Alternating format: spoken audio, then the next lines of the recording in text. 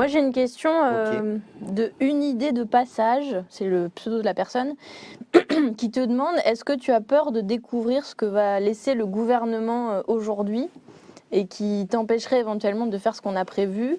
Et la question précise, comme un maire qui découvre les comptes d'une commune une fois arrivé en place. Bah, La situation actuelle. c'est vrai que dans l'équipe qui travaille avec moi, à chaque fois qu'on fait un plan comme le plan zéro sans-abri, bien nourrir tout le monde, des plans comme ça, il y en a toute une série qui sont en préparation. Chaque fois, on essaye de faire le bilan de la situation. Et bon, on voit bien que c'est la cata, quoi. Alors, d'abord, partons du fait que c'est la cata, mais c'est pas une raison pour baisser les bras et dire bon, bah alors on pourra pas. C'est le contraire. Plus c'est la cata, plus on devra. Mais je préfère prévenir. Ceux qui vont devoir payer devront payer plus. Alors, comme j'ai l'intention d'aller partager ce que les très grosses fortunes du pays ont accumulé, bah, je les préviens juste que ça va les coûter plus cher. Donc il vaudrait mieux qu'ils se calment tout de suite et qu'ils acceptent de mettre la main à la poche et que le gouvernement arrête de tout détruire. Parce que tout le monde a vu, et nous on a été les premiers à en parler. Je vous rappelle mon discours à Châteauroux sur la sécurité sociale. J'avais parlé d'un crash sanitaire qui se préparait. Maintenant tout le monde est d'accord. L'extrait avait fait super circuler. Bon. Maintenant, c'est l'éducation nationale qui est en train de s'effondrer. Parce que les jeunes gens n'ont plus envie de passer le concours. Parce que ceux qui sont là, quand tu les mets, par exemple, tu as un professeur qui est... alors on dit, ah bah oui, mais il n'y a pas tant de monde que ça dans votre discipline. Alors, il fait 3 lycées. Il a une vie de chien, quoi. Toute la journée dans sa bagnole, jamais au même endroit. Bon, bref. Donc les gens commencent à dire, bah, si c'est comme ça, on s'en va. Et ils ne restent pas dans l'éducation nationale. Pour nous, le pire de ce qui peut nous arriver, c'est ça. C'est des masses de jeunes gens qui n'ont plus d'enseignants, des masses de gamins qui n'ont plus Et puis les écoles à la carte et les écoles privées où on ne laisse rentrer évidemment que ceux qui conviennent à l'école en question, puisque par définition, elles sont privées. Alors, moi, oui, je crains l'ampleur du désordre, mais ça nous obligera, ça nous met au défi de l'action populaire. C'est-à-dire... prenons l'exemple de l'hôpital. L'autre soir, Sabrina Ali Ben Ali, elle dit la première chose à faire, il faut qu'on demande tout ce qui manque.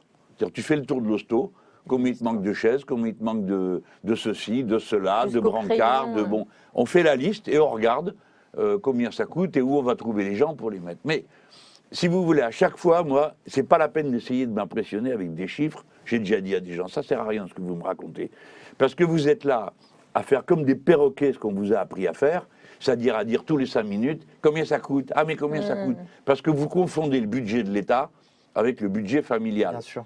Dans le budget familial, quand vous avez atteint le bout, vous avez atteint le bout. Vous pouvez faire des crédits revolving, en général, c'est pas une affaire. Hein. Bon, mais quand vous êtes l'État, c'est pas vrai.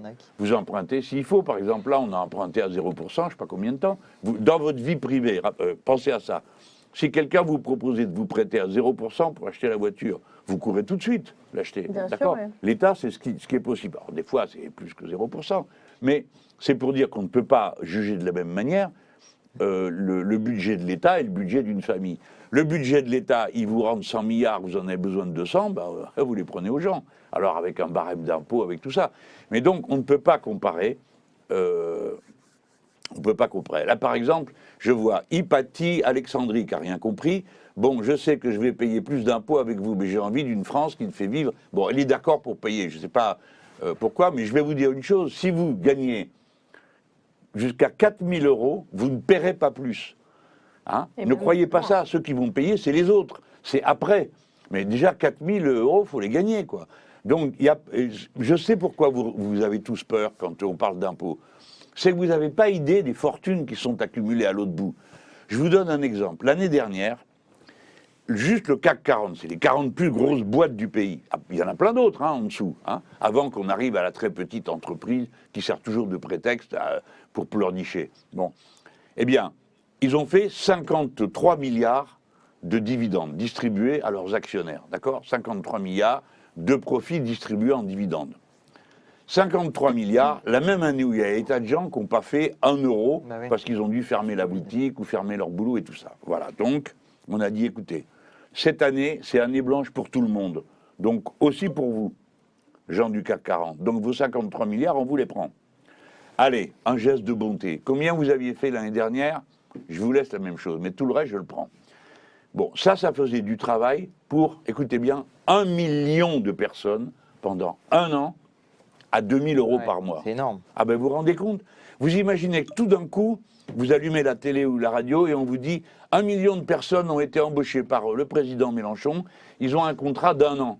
Tu t'imagines les gens qui crapahutent avec des contrats, des fois c'est de même pas un mois. Bon, ça c'était l'année dernière. Cette année ils en sont à 100, 170 je crois ou combien? Le profit du CAC 40. Les dividendes du CAC 40, C'est 113 ou 170, je ne me rappelle plus. Enfin, ça a dépassé 100. Voilà. J'ai retrouvé la question en entier. Attends, j'ai pas fini. Ok. Bon, alors mettons que ça soit 100. Hein, donc j'ai un peu abrégé 150 parce que c'est la vérité. Donc ça veut dire qu'on peut mettre 2 millions ou 3 millions de personnes au travail pendant un an avec la paye de 2 000 €. Ou bien le même million pendant 3 ans. Vous vous rendez compte, ça change complètement la nature. Donc comme vous ne vous rendez pas compte de la masse d'argent que certains accumulent, vous pensez toujours que c'est un peu, disons, un petit bonus exceptionnel. Non, c'est des sommes gigantesquissimes qui changent de poche comme 137 milliards de profits. Voilà, 137 milliards, tu vois, ça y va. C'est énorme. Bon, avec ça, il y a de quoi faire. Donc, pas de souci, les gens. Alors ça, c'est pour le fonctionnement. C'est-à-dire tout ce qui est des emplois, des choses comme ça. Et puis, vous avez, après, pour les investissements. Alors là, on fait de l'emprunt. On fait auprès de la Banque Centrale Européenne ou d'une banque, il y en a une, qui a une licence bancaire, qui est la Banque Française d'Investissement, et voilà. Donc, vous cassez pas trop la tête pour le financement, on le trouvera. Ce qu'il faut plutôt se casser la tête, c'est pour bien utiliser l'argent et pas faire des gabegies. J'ai retrouvé la question en entier, elle est assez cool parce que peut-être c'est quelqu'un qui gagne plus de 4 000 €, mais qui apparemment est avec nous. Elle dit bon, je sais que je vais payer plus d'impôts avec vous. C'était Hypatie d'Alexandrie que tu as vu tout à l'heure et ça s'est passé trop vite. Ouais. Elle dit mais j'ai envie de vivre dans une France qui ne se fait plus piller par les grands groupes étrangers et hors du joug des cabinets de conseil, du management par l'apport, retour au service public, au crédit récurrent pour la recherche, sortir de l'idéologie par projet. Donc tu vois, tu dis souvent il y a des gens qui n'ont pas envie de vivre dans un océan de malheur et qui n'ont pas envie de vivre en fait dans le pays, même s'ils gagnent bien leur vie, ils ont parfois envie que ça change. Et je pense que son commentaire le montre assez bien.